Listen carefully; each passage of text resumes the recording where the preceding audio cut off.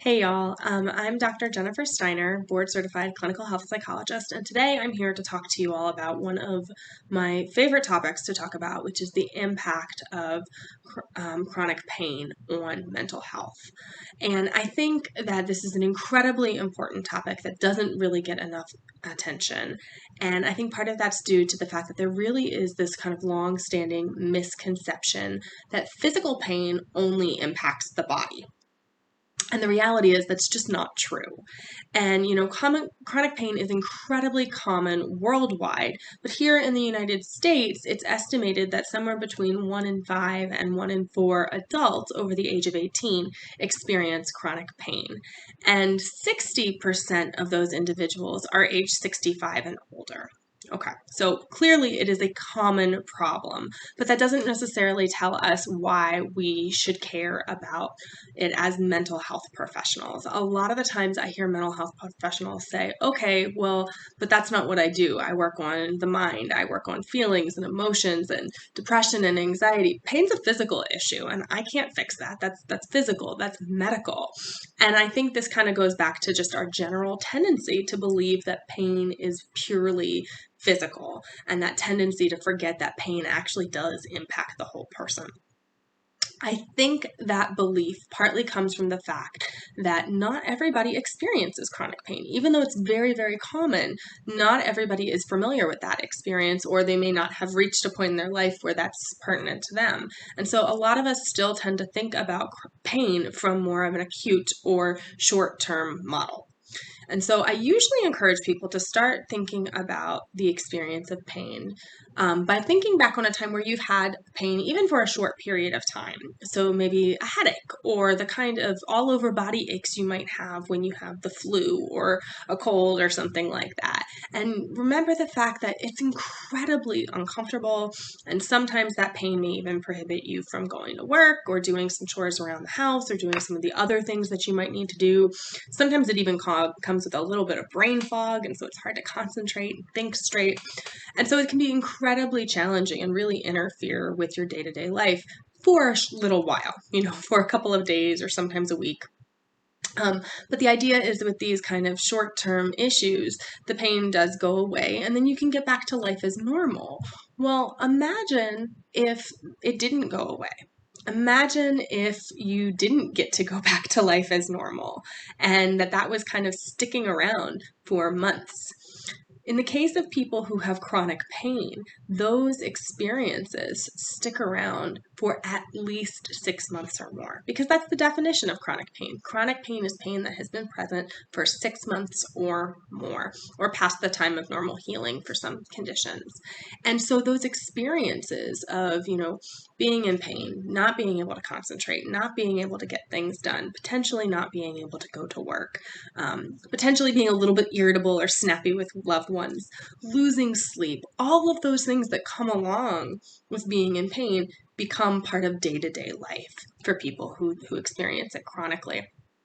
And when those experiences are happening day in and day out, it really can lead to a lot of other challenges. So if you think about it, this makes sense. If you feel like you're in too much pain to go to work, well, that could potentially pose a threat to maintaining employment. And then that in turn could pose a threat to being able to keep up with your finances or provide for your family.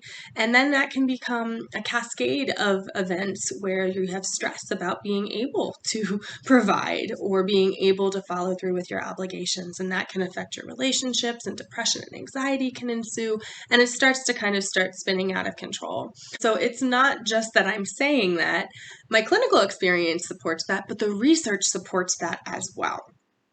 And the research supports the fact that there's really several key themes or experiences that are common to people who are living with chronic pain that we need to be aware of, because it does indeed impact mental health. The first of these themes is this idea that the body becomes an obstacle. and that the symptoms of pain can really start to get in the way of doing things that the person finds meaningful or makes them who they are, whether that's work, whether that's activities that they enjoy, like biking or running or hiking, or just being able to go for a walk with friends or walk the dog. Sometimes things that we take for granted, like being able to stand for a while cooking, or being able to drive a car for a long period of time to go either to work or just around town if you live in a place with a lot of traffic. So things that we often don't think about start to become real challenges. And so a lot of times people start to experience their body as an obstacle and start to feel betrayed by their body. They experience this loss of control, that they are no longer the ones calling the shots. Instead, their body and their pain are the thing that is calling the shots in their life. So that can be a really challenging thing for people to deal with. Kind of hand in hand with that, sometimes people will describe, a real focus, an understandable focus on what they've lost. So thinking about, I used to be able to, run marathons, or I used to be able to, do anything I wanted to, and now I can't do anything at all. You hear that from a lot of people, or now I couldn't even dream of doing that. And so there's a real focus on inability and loss of function, and what they used to be able to do and what they feel they cannot do any longer because of the pain, or worry about what they may not be able to do in the future because of the pain, or if the pain continues to get worse over time. So those are two related, very common themes.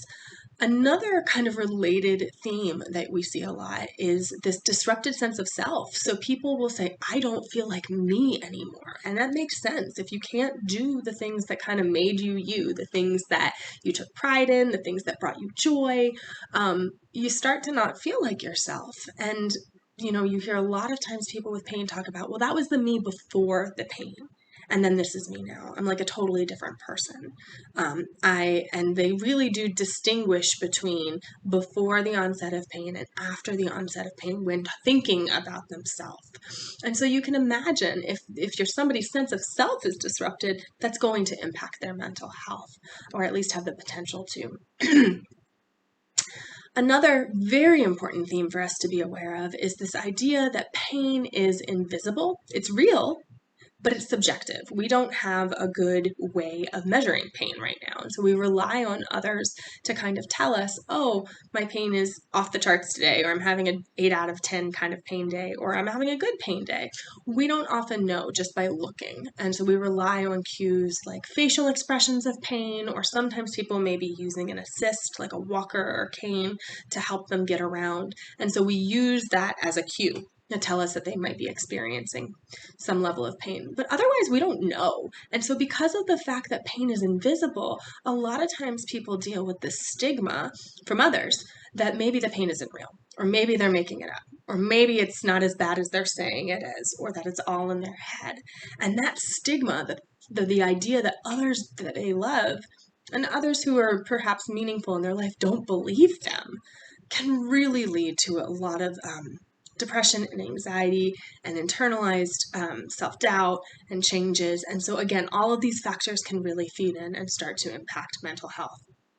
And then finally, pain is unpredictable.